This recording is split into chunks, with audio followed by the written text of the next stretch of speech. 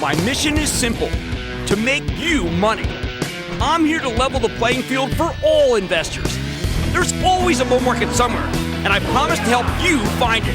Mad Money starts now. Hey, I'm Cramer. Welcome to Mad Money. Welcome to Cramerica. Other people like friends, I'm just trying to make a little money. My job is not just to entertain, but to educate and teach you. So call me at 1-800-743-CNBC. Tweet me at Jim Cramer. After a last-minute push, today we took out the Dow 40,000 milestone, revealing that once again, the bears are fighting an uphill battle. Unless they can get some definitive sign that inflation is heating up, I don't see it. Dow ultimately gained 134 points, S&P advanced 0.12%, but the intransigent NASDAQ refused to play along, ended up dipping 0.07%. This market feels like a waiting game, doesn't it? Perhaps it's waiting until next Wednesday, when we get the biggest earnings report of the entire year.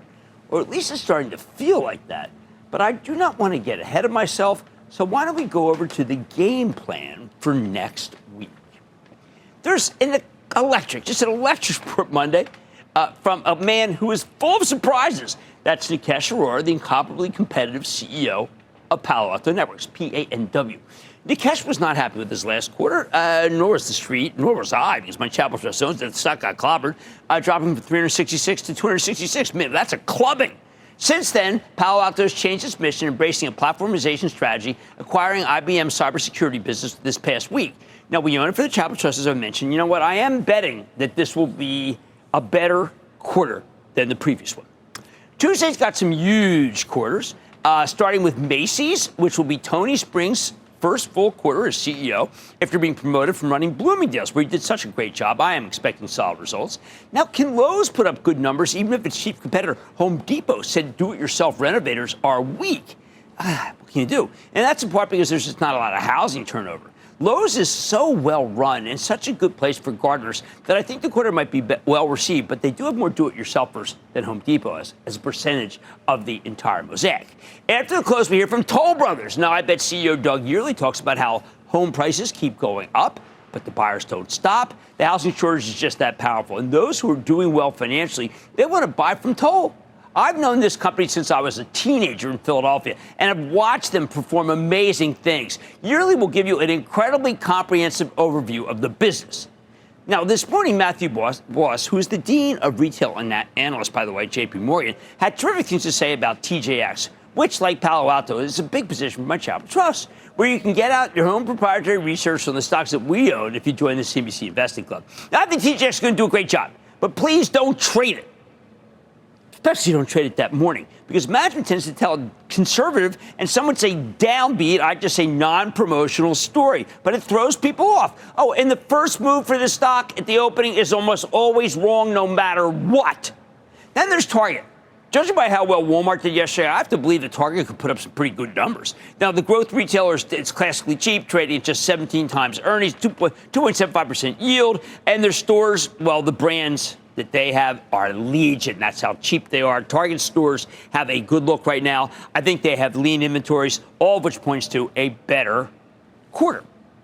Next, analog devices has been one of the stalwart industrial semiconductor plays, IoT typically, and it's worked its way higher over time. It does have moments, though, like when it reports where it lets people down. But I think that's when you have to buy analog devices, because its chips sell into many industries that are currently in bull market mode. Williams-Sonoma under Laura Albert has been such a strong company. It's the digital business, the dominant business line, and its stores and its merchandise are always fresh and joyful, which resonates with the public. Hence the stock's spectacular run from 115 to 309 in just 1 year. Albert's unassuming, non-promotional, but what she's done is just nothing short of extraordinary. By the way, it's also a testament to the power of good taste. Wednesday night brings perhaps the most important earnings report of the year, as I mentioned, and that is, yes, for NVIDIA. At this point late last year, the company shocked Wall Street by offering a sales outlook that was actually $4 billion above what we were looking for. One of the biggest misses I've ever seen, which caused the stock to fly so high that it spent the rest of the year consolidating.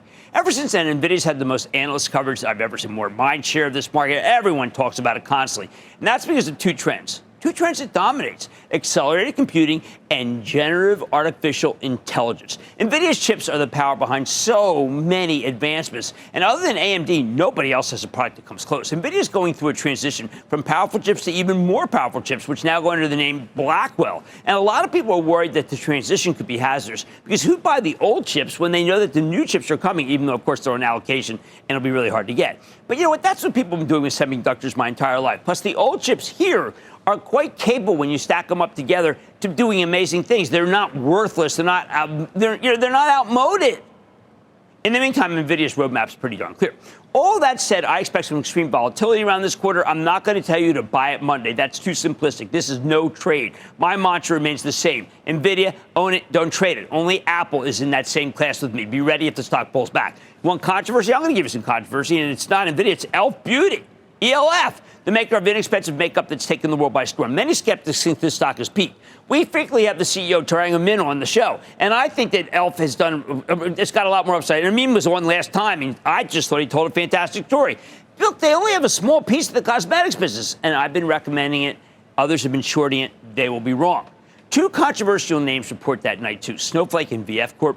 Now, both have new CEOs. Sridhar Ramaswamy took over from the legendary Frank Slootman as Snowflake. And you know what? I'm still not sure exactly how the company's doing. There are reports that he's about to do a major deal with a startup called Reka AI for more artificial intelligence exposure. That'd be good. VF Corp's run by Bracken Darrell, late of Logitech. And he's still trying to get his arms around that mess. He inherited it. Not his fault. But it could be the quarter where he lays things out for the future. And look, I don't know, it might take a little bit longer, but I like him. Let's see if we can like the company. Thursday morning, we hear from the apparel company that's producing the best numbers of late, and that's Ralph Lauren. CEO Patrice Louvet has been able to reach younger generation, use them with a lot of I'd say, fashion-forward ads. How about that? And he's converting them to a great brand. Last time he reported a terrific quarter, but it took a couple weeks for people to realize how good it was. The same thing could happen again. Now, one of my favorite medical device companies is Medtronic. They also report in the morning. It's been getting a lot of approvals that I think can lead to big numbers. I may be early, though. Boston Scientific's the current favorite. But this one's turning into a winner. After the close, we get results from the footwear champ, which is Deckers. They own Uggs, which we all know. But they also own Hoka, the hottest athletic shoe. Save maybe On, which is symbol on. I expect still one more great quarter from Deckers. People have been betting against it. I think that's ill-advised. Now, one of those consistent fintechs is going to report on Friday, and that's Intuit. Now, they own QuickBooks, MailChimp, Credit Karma, and TurboTax. I think Intuit had a great tax season. Small businesses just can't stay away from the QuickBooks. Finally, Ross Stores, an off-price chain like TJX, should also deliver an excellent set of numbers. The frugal consumer loves them both. And there's room for both of them, I think, as far as I'm concerned. Plenty of room, because that is exactly the segment that we find more people in than ever. The bottom line, lots to love next week. But look, for many, it's really just going to be about NVIDIA. I'm not kidding anyone. I just hope we clear out the short-term traders for NVIDIA and end up with a more reliable, steady, believing shareholder base. Let's go to Trey in Texas. Trey.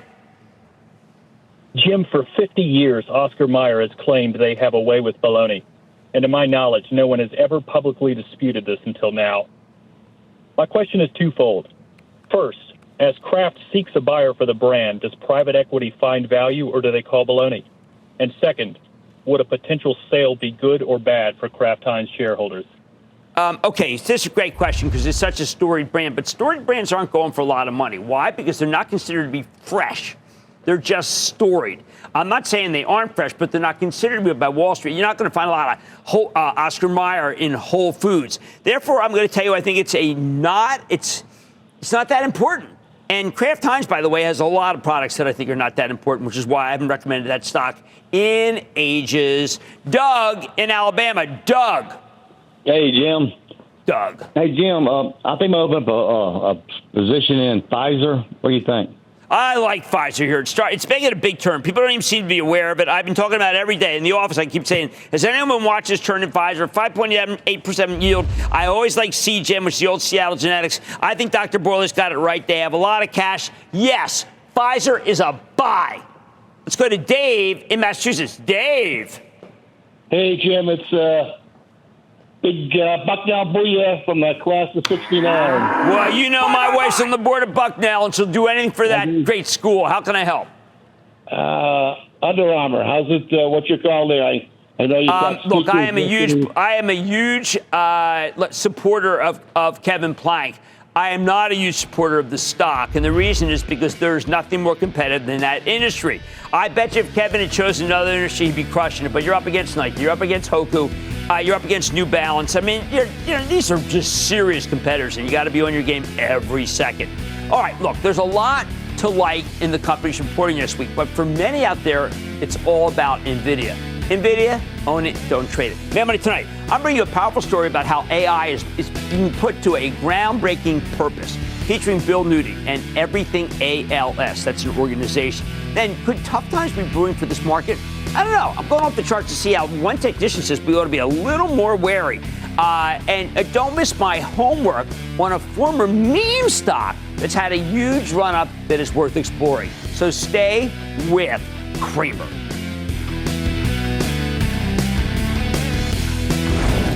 Don't miss a second of Mad Money. Follow @Jim Cramer on X. Have a question? Tweet Cramer. #MadMentions. Send Jim an email to madmoney@cnbc.com or give us a call at 1-800-743-CNBC. Miss something? Head to madmoney.cnbc.com.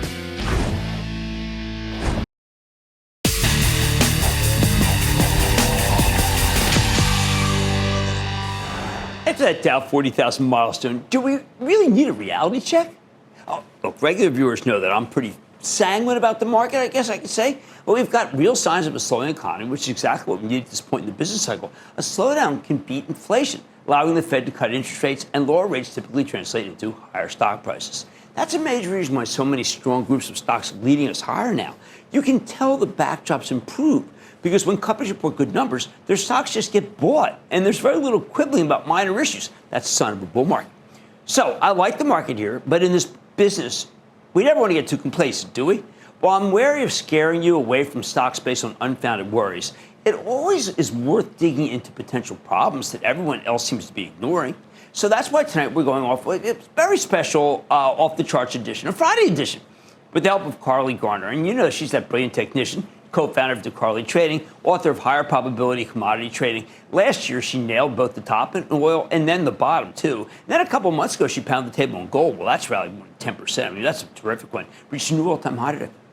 Now, though, Garner's got a sneaking suspicion that we could be on the verge of a major risk event, where we finally need to pay the piper after a decade and a half of easy money printed by the Federal Reserve. And yes, by historical standards, the Fed's been very friendly since the financial crisis. Throw in some massive stimulus packages from the Trump administration during COVID, and then, of course, the Biden administration's post-COVID.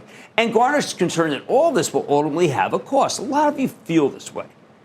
Some would argue that we already started paying that cost when inflation started spiking a few years ago. But that's borne by the consumer. The market, it's obviously still doing great. As Garner sees it, between the Fed and our elected leaders, they almost completely removed the impact of the business cycle, making real recessions borderline impossible at this point. It's helped create the most prosperous stock market in modern memory. She doesn't see how it can last. Thinks it's got to be ephemeral. So I want you to take a look at this monthly chart of the S&P 500. This is going all the way back to the 80s. In Garner's eyes, the market was much more measured during what she calls the natural business cycle era. I like that, natural business cycle era, when we had regular booms and busts. But ever since the financial crisis nearly broke the economy, threatening to send us into a great recession, the Fed took decisive action to pump new money out. And aside from one abortive attempt to tighten in late 2018, they didn't aggressively take up interest rates until 2022. Even after the rapid-fire rate hikes over the last couple of years, it wasn't enough to truly slam the brakes on the overheated economy. In part because we've got so much government spending propping things up. And in part because consumers came out of the era of near zero interest rates with lots of additional savings. To Garner, this era of aggressive Fed stimulus feels very different from the old world, where we had much more extreme business cycles. Why does that worry her? Okay, to put things in perspective, look at the world in the years before the financial crisis. Okay? From 2004 to 2006, stocks and real estate consistently roared higher. Flurries of mergers and acquisitions led analysts to believe that the party would continue indefinitely, although that's how it feels every time we're in expansion. So Wall Street was hitting the gas, and so was Main Street. Financial advisors pushed aggressive tactics, advising people to take out home equity loans to buy stocks, urging them to take out extremely risky mortgages to invest in real estate with little or money down. This during the period when people were buying 7, 8, 10 houses. By the end, there was a ton of fraud, signs the market's irrational exuberance was indeed getting out of control. Now we're seeing what she thinks are new signs of fraud. The meme stocks caught fire again this week, led by GameStop and AMC once again. To garner, these are mostly worthless companies with stocks that have been pushed higher by coordinated acts of market manipulation. Fortunately, most of the meme stocks moves have already been unwound, but still, I know it's not a good sign. I mean, I'm not crazy here. Right? Remember the original meme stock craze happened in January 2021, and by the end of that year, the Fed declared war on inflation, which caused the stock market to get obliterated in 2022. Worse, Garner notes that money's flowing into lots of leveraged single stock ETFs. These things are just ways to get around the margin requirements. For example, there's a long times 2 NVIDIA ETF. And its assets under management has seen a 9-fold increase by the end of the first quarter. I can't blame anyone for wanting to own the stock of NVIDIA. And if you got the timing right, you could have cleaned up with this one. But this is yet another sign of a frothy market, although I would claim this stuff only happens because of the craven nature of people who create this ridiculous merchandise. I don't know how they look themselves in the mirror. But that's why Garner thinks you should be trying to hedge price risk here. Now, I want you to take a look at the weekly chart of the S&P 500. It's very interesting here. Because lately, S&P 500 has been gaining. It's been roaring. And Garner wouldn't be surprised if it climbs to, she understands the bull here. At 54.50 on a weekly basis before it runs into a major ceiling resistance. That's the uptrend line from the low since last October.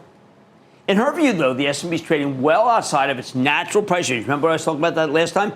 Based on the reasonable historical slope of the market's trajectory. Remember, the S&P have spent most of 2021 and early 2022 trading above its so-called natural price range, and that did not end well for the bulls.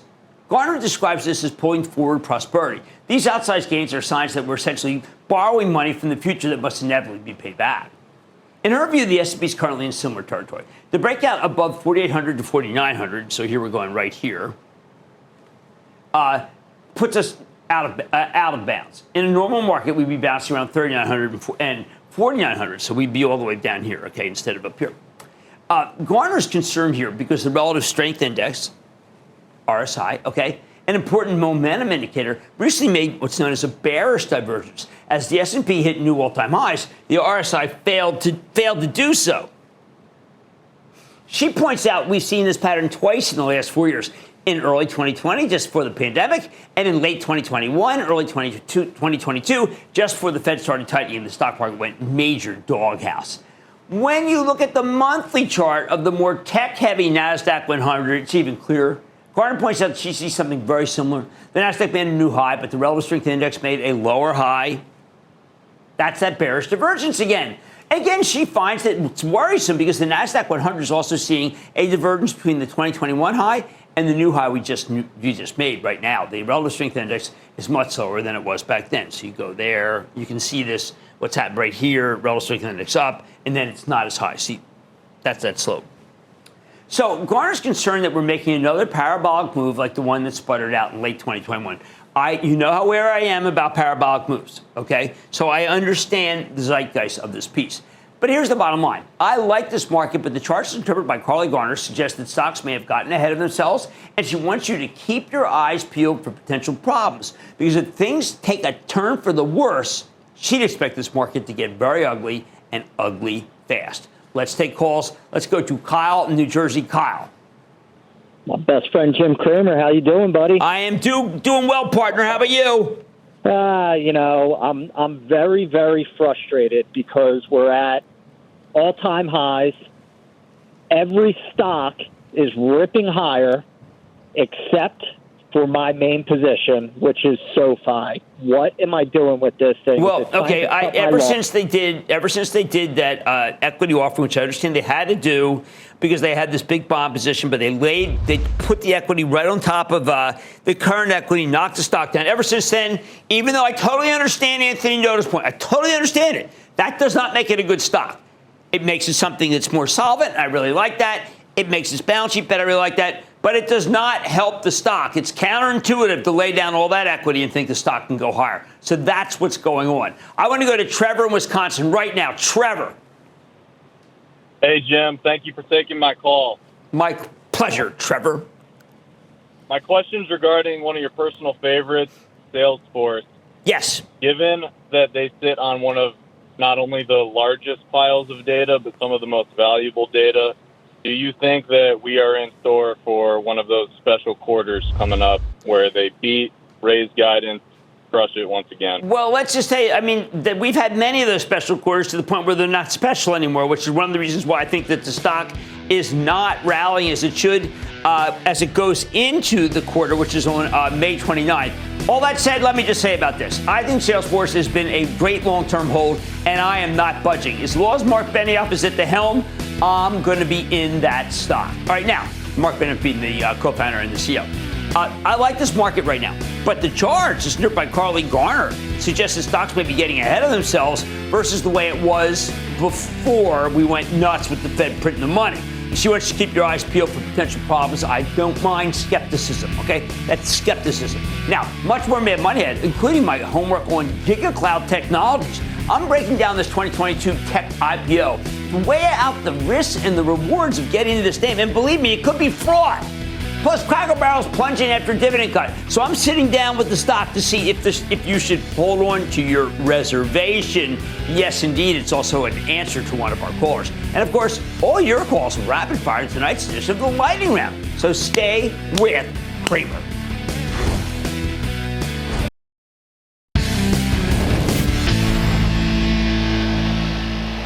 Whenever you call in to ask about a stock that I don't know well enough to discuss on the fly, I tell you I'll do some homework and then I'll circle back.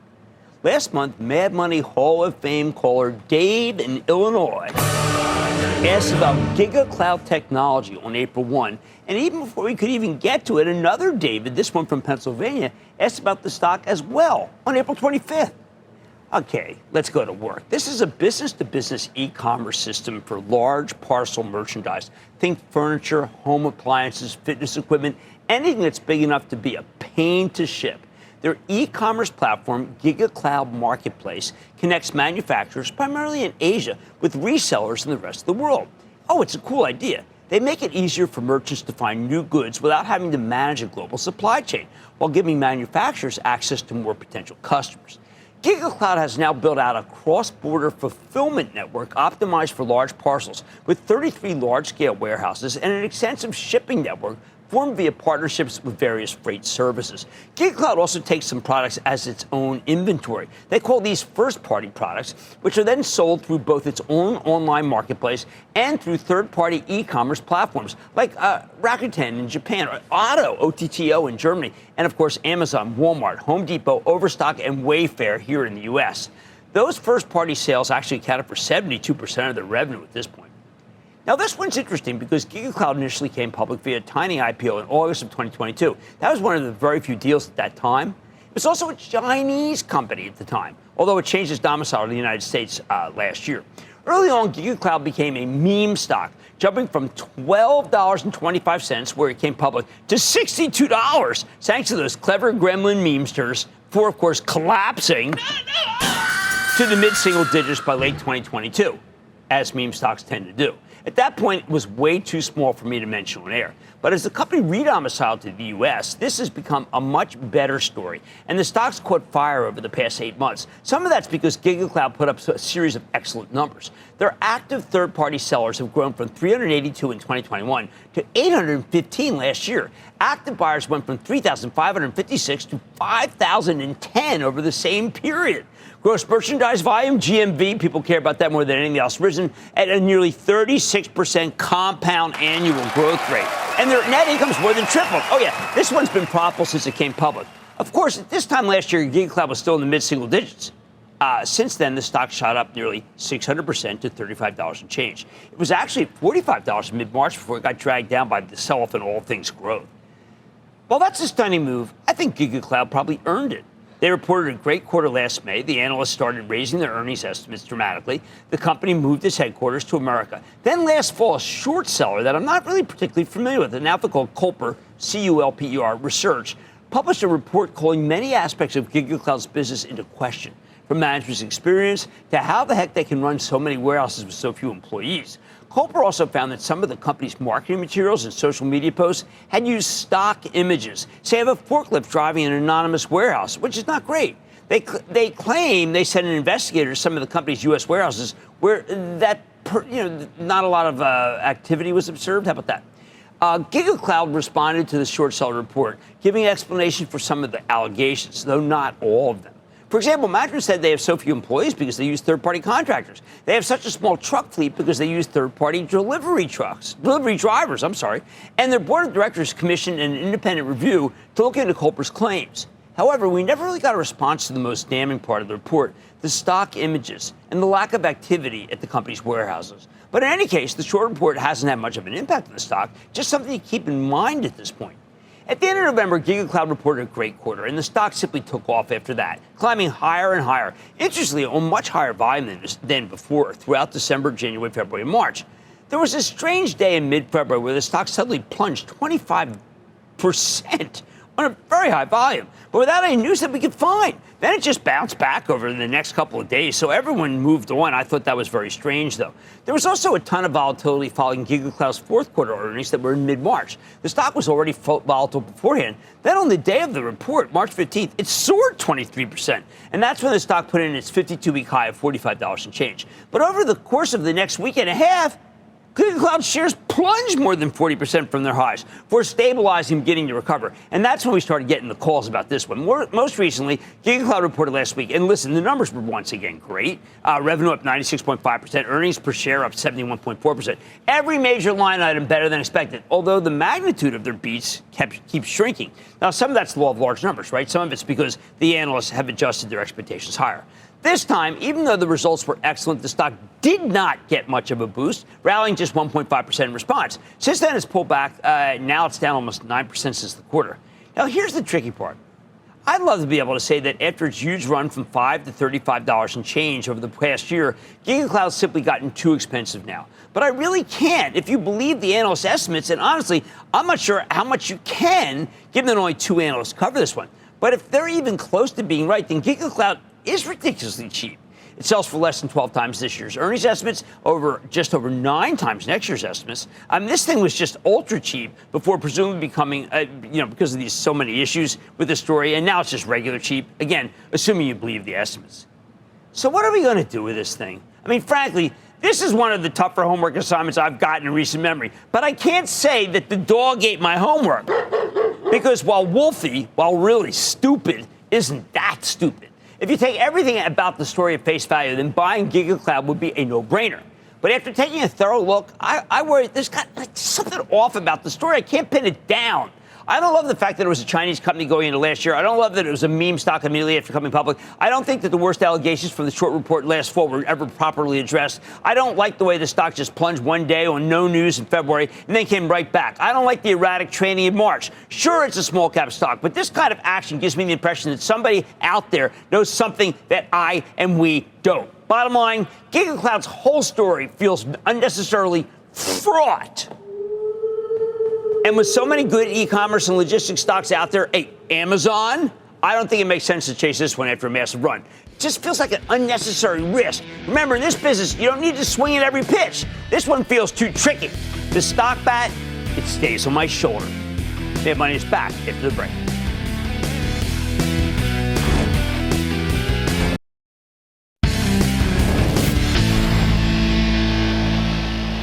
May is ALS Awareness Month, so tonight we want to spend a few minutes highlighting an organization that's made tremendous strides in making life easier for people with ALS. That's the fatal, debilitating condition that's commonly known as Lou Gehrig's disease. Now, I know we usually don't do this on Mad Money, but we think this is important, and we want to bring it to you.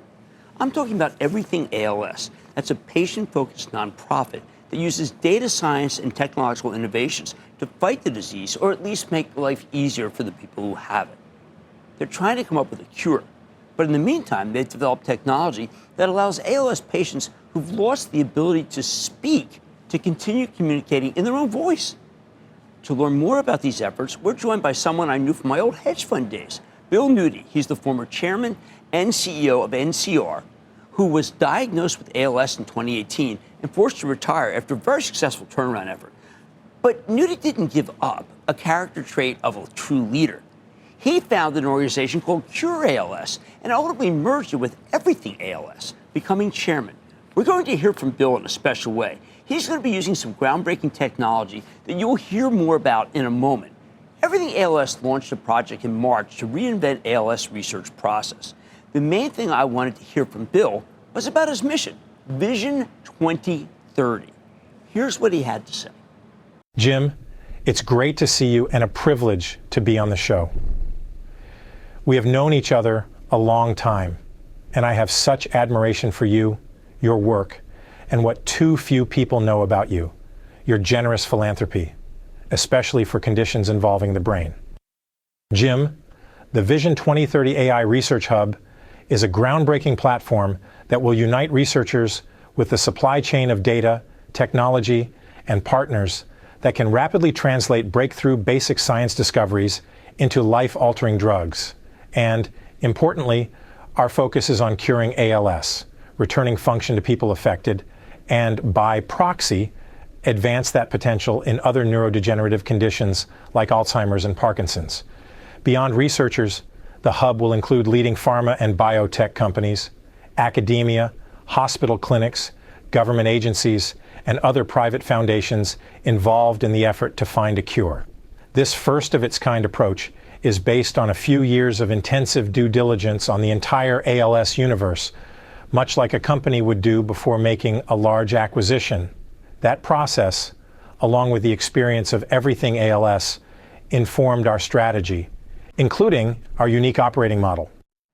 Of course, always Bill, the great business person, and thank you for the kind words that I do, which are so minimal versus what you're trying to accomplish and accomplishing. So thank you. Takes my breath away, but thank you.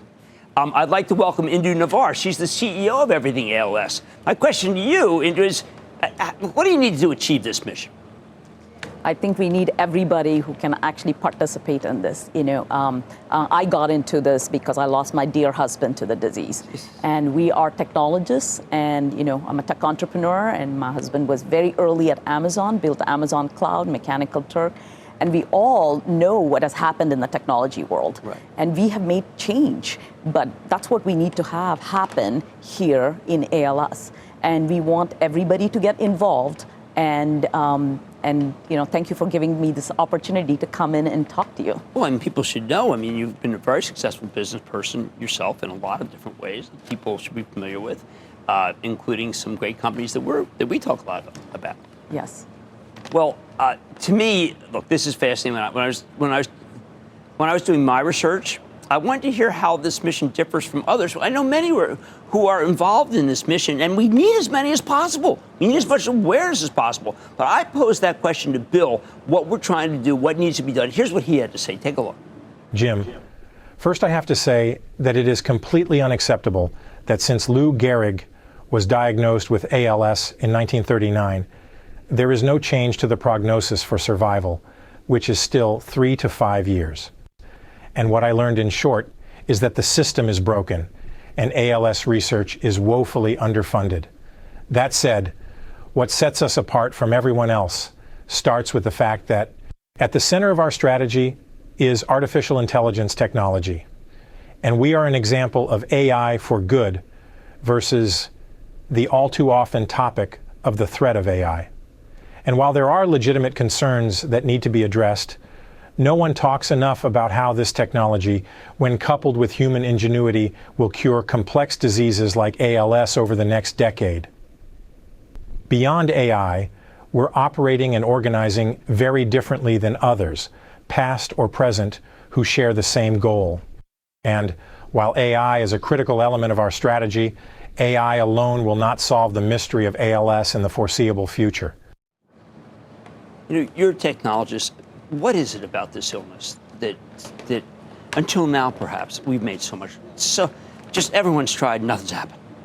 I think, like Bill said, it's not just technology alone. We need to actually surround ourselves with the people.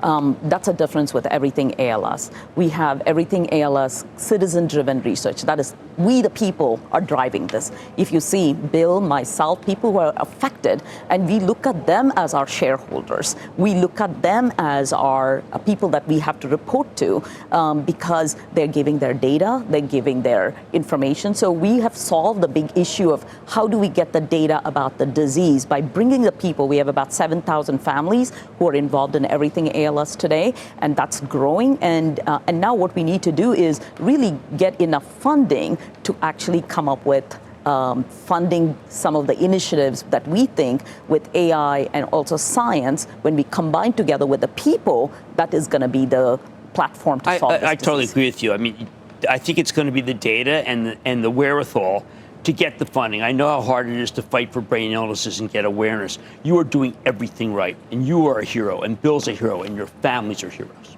Thank you, Jim. I want to thank Bill Nudi, who's the chairman of Everything ALS, and to Indu Navar, CEO of Everything ALS. Wow.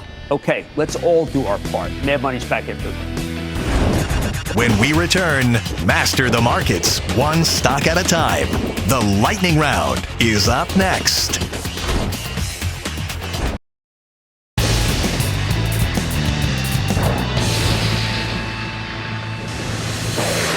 It is time. It's time for the lightning round. Where I'm going to sing the stocks by myself. We play this out. And then the lightning round is over. Are you ready, Ski? That's time for the lightning round. We'll start with Betsy in California. Betsy. Hey, Cramer. How you doing? I am doing well, Betsy. How about you? I'm doing great. Let's get to business. All right. I'm calling you today about a small retailer. Market cap is shade under $7 billion. The one-year return is 475.86%. The three-year return is 275.48%. And the five-year return is only 432.41%. Jim, I, like you, do a lot with retailers. And I have to tell you, in my estimation, this is the single best retailer I have ever found. I have followed this. What is it? Which one? What is it? Yeah. She is Fran Horowitz of Abercrombie & Fitch. Oh, yeah. I mean, I was reading Matt Boss's piece again today. I expect nothing but good things. You are dead right. Why is that market cap so small and that company so good? I think it's because of leftover memory of what it used to be like. Let's go to Mike in Tennessee. Mike. Jim, I would like my thoughts on a mid-cap copper producer out of Canada. Q4 last year, they received final permit from the EPA for their underground injection control process for their Florence, Arizona project, which is an in-situ process. The company is Pacifico Mines, symbol TTB. You know what? That is a great spec. I usually don't like to say that, but I believe in the theory that the copper could be a short squeeze. I put it in my head by Jeff Curry. Let's go to Matthew in Washington. Matthew. Dr. Cramer, this is Matt from the Evergreen State. I'm grateful for becoming a member of the Investing Club, which has made me a more disciplined investor. That's what we're trying to do. We're making other people great investors. We're not doing it for you. You're doing it for yourself. How can I help? Yes. Speaking of which, I started a position last year in a company, and accordingly, I added to the position as it came in a little bit. Okay. I would like to know if it's time to buy, sell, hold, ticker symbol EE. Excellent. No, I'm not a big fan. I mean, look, you own it. I'm a Coterra guy, as you know, because you're a member of the club. CTRA, best in show, $35 price target right now, right here. Let's go to Ryan in New Jersey. Ryan. Hey, Jim, how are you going? I am doing well, Ryan. How are you doing? I'm good. Thank you for asking. I wonder, what's your thoughts on Sprouts Farmers Market? Oh, man, winner, chicken dinner. I want them on the show. That thing is that's a juggernaut. Let's go to PT in Texas. PT. Hey, Jim. Big booyah to you. I know bowling season is coming up, and I wanted to hear what you thought about SII, Sprott. Okay, it's investment management. It's not really, it's not Bolero. It's more of a, it's a good business, but it's not related to a good bank, good finance company. Let's go to Tim in Massachusetts. Tim. Hey, Jim. Thanks for letting me in. No problem. Hey, so the question is this: long-term investor with Ecolab, ECL. just a winner. Look, I've used them. I mean, we were too small to be important for them, but it is really a good business. And that, ladies and gentlemen, conclusion of the Lightning Round. The Lightning Round is sponsored by Charles Schwab. Coming up, barrel of laughs? Cramer chows down on a Southern fried stock. Next.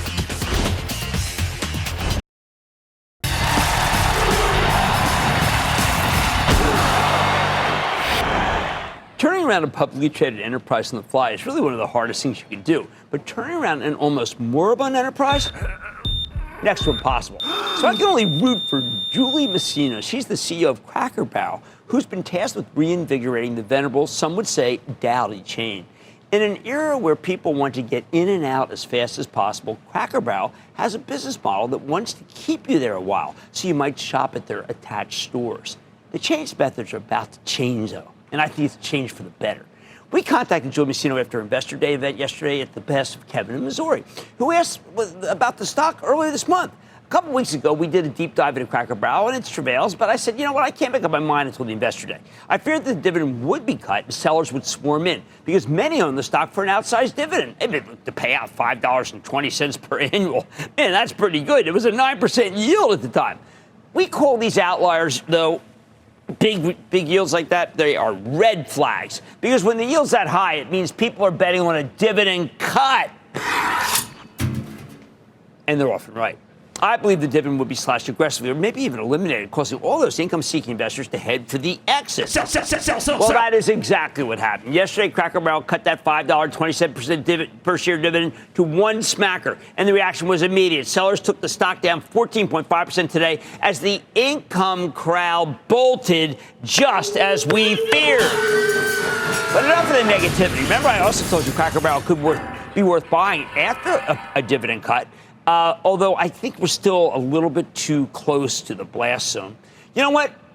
I like Messina's turnaround plan a lot. She's realistic about how much the brand's been hurt and how much market share's been lost. She understands that she needs to improve traffic and make the chain more relevant, attracting younger customers. But it's a tightrope she has to walk. She can't afford to alienate the core senior citizen demographic. So she's been trying new concepts. And some of the new menus at some of her 725 stores, hey, you know what? The trial's been working. She's also had good luck with her rewards club. Nevertheless, she said that you can expect not one, but 2 weaker quarters ahead, and a boatload of spending to remodel her locations, bring them up to date. That will not be easy, and it certainly won't be cheap, as the company says it might cost $700 million over the next 3 years. Let's face it, Cracker Barrel is an aging asset base, and it badly needs, I don't know if you've seen the stores, let's say a facelift. Plus, it needs much better systems to handle the flow, something I know all too well as a former owner of 2 different restaurants. Messina says there are 20 different initiatives she'd like to implement. 20! Oh, wow, that's a tall order. Fortunately, she did very good work turning around Taco Bell International, so let's hope it's prepared her for the much more difficult task of turning around Cracker Barrel. I think the whole thing's daunting, but not too daunting.